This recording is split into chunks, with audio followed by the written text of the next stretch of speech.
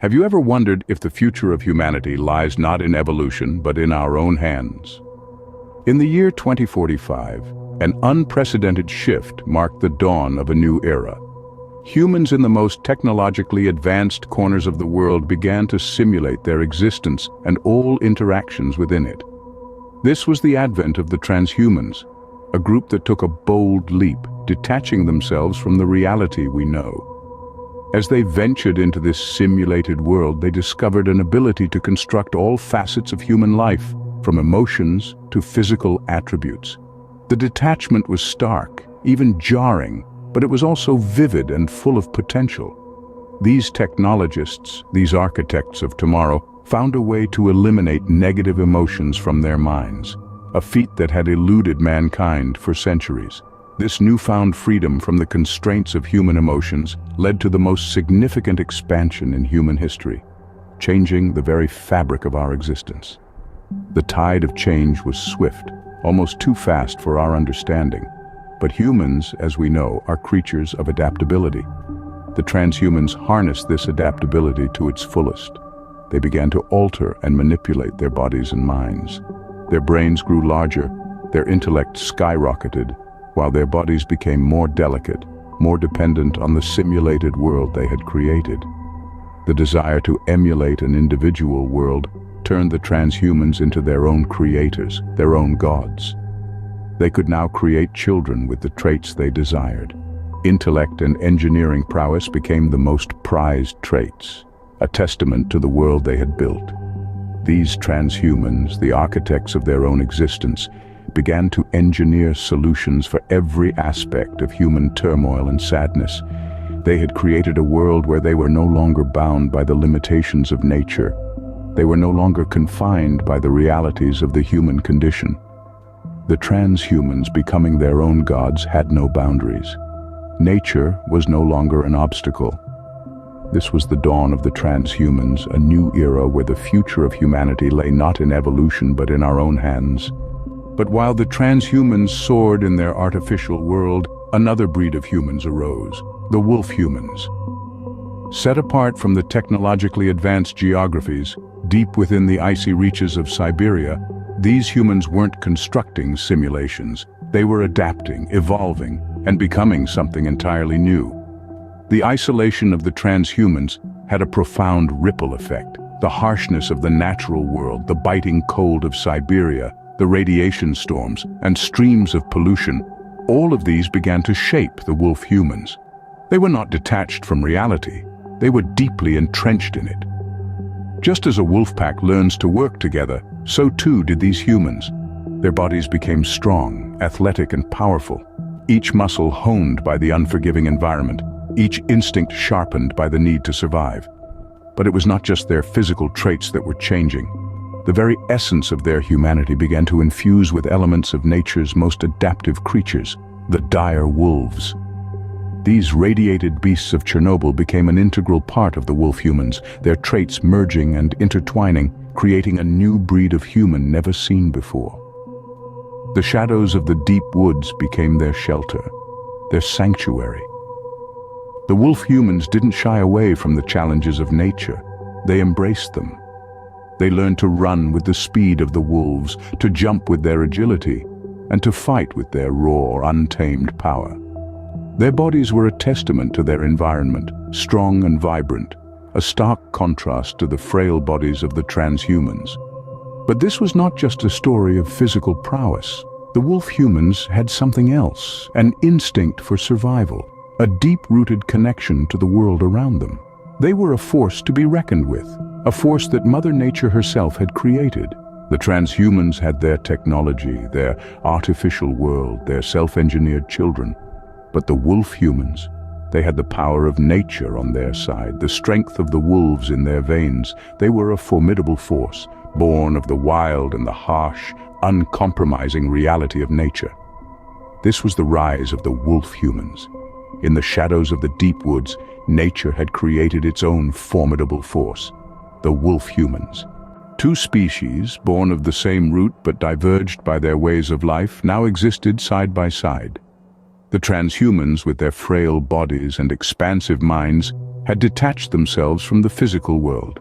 They had become architects of their own reality, manipulating their environment and even their own beings to suit their desires.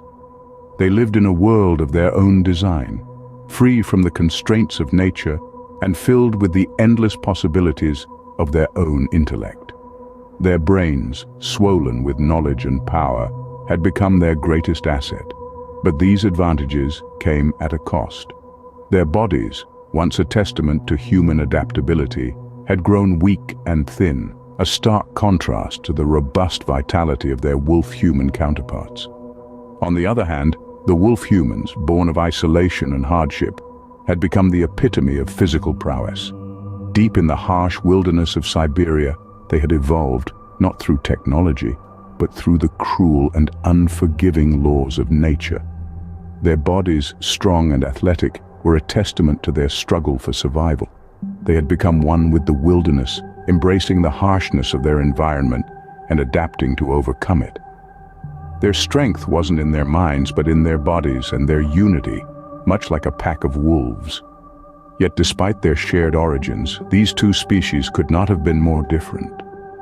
The transhumans, with their advanced technology and superior intellect, looked down upon the wolf-humans as primitive and backward. The wolf-humans in turn saw the transhumans as weak and unnatural, a perversion of the very essence of what it meant to be human.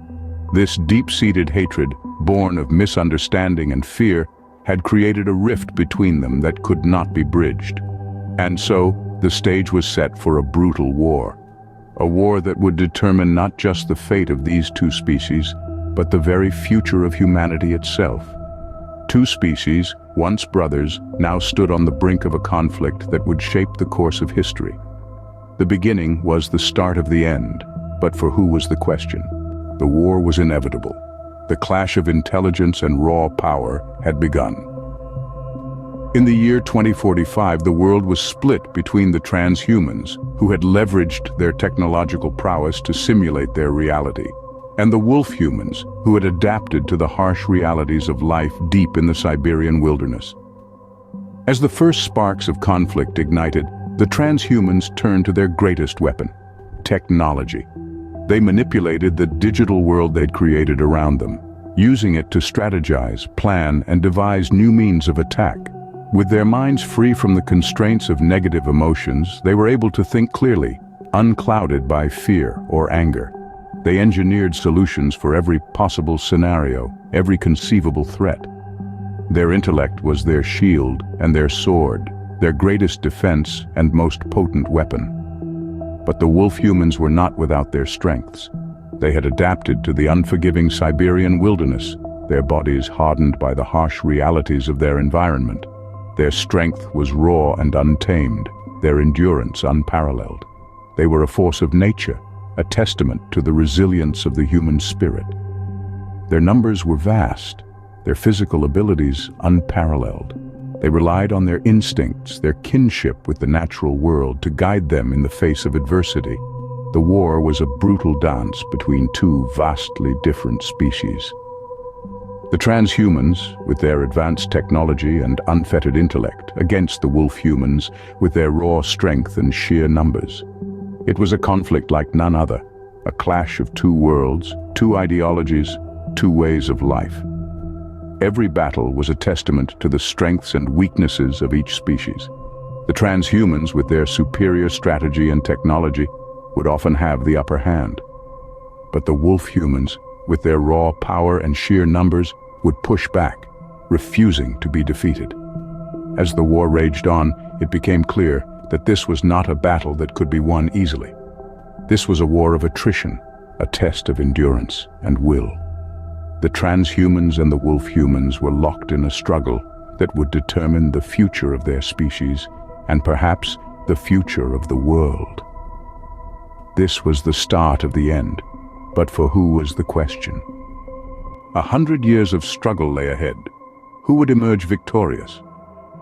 As we gaze into the unknown future, we find ourselves standing at the crossroads of evolution. On one side, we have the transhumans, their intellectual prowess and technological superiority marking them as formidable adversaries. Their world, a vivid simulation of reality, is devoid of all negative emotions, a utopia of sorts. They have mastered the art of engineering, the power to control every aspect of their existence. But in their quest for perfection, have they lost something quintessentially human? On the other side, we find the wolf humans, the children of a harsher, more unforgiving world. Born of necessity, these beings are the epitome of adaptability and raw power. The elements of nature's most adaptive creatures have altered their bodies and minds, making them resilient and strong.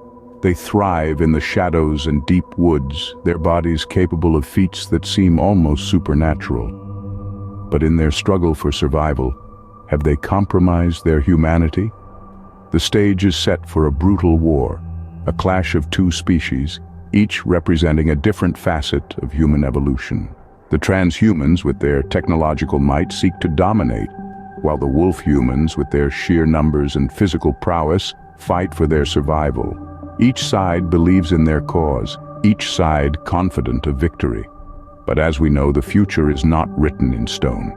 The question that lingers in the air is not just who will prevail, but what will be left in the aftermath of this war. Will the victors inherit a world worth living in, or will the cost of victory be too high? As we stand on the precipice of this conflict, one question remains: who will inherit the earth? The answer, my friends, is shrouded in the mists of the future, waiting to be unveiled as the saga unfolds.